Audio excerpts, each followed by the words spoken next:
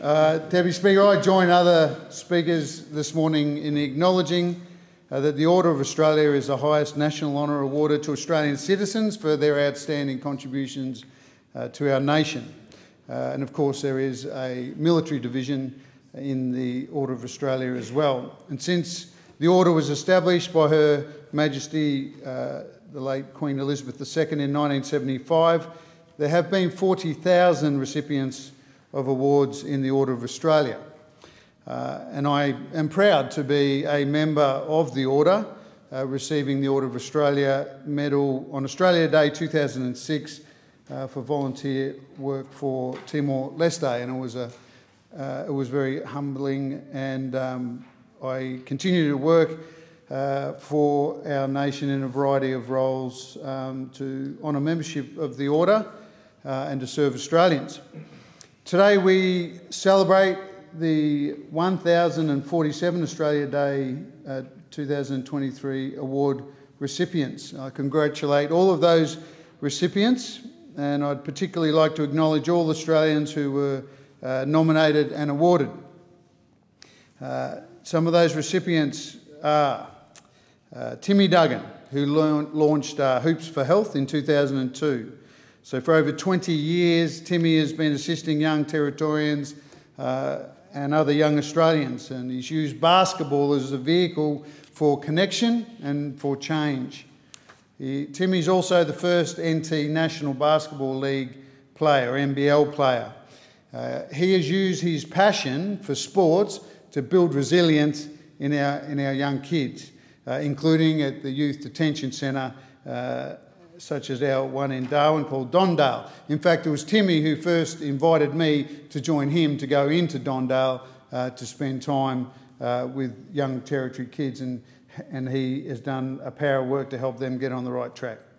Or take the remarkable story of Maureen Langdon, who was recognised for her services to nursing.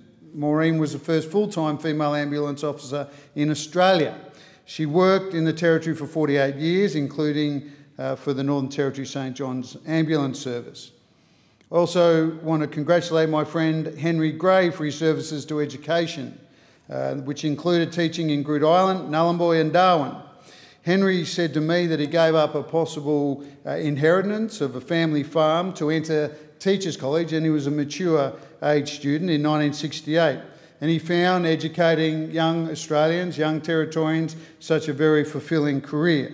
Let me say to you, Henry, that you acquitted your responsibilities with integrity. You made such a difference to those that you educated, and you kept a smile on your heart. Well done, mate.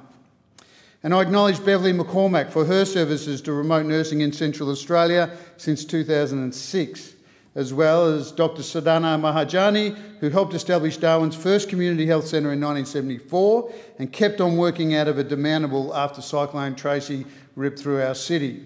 I heard her interviewed on radio recently. It was a truly inspiring story.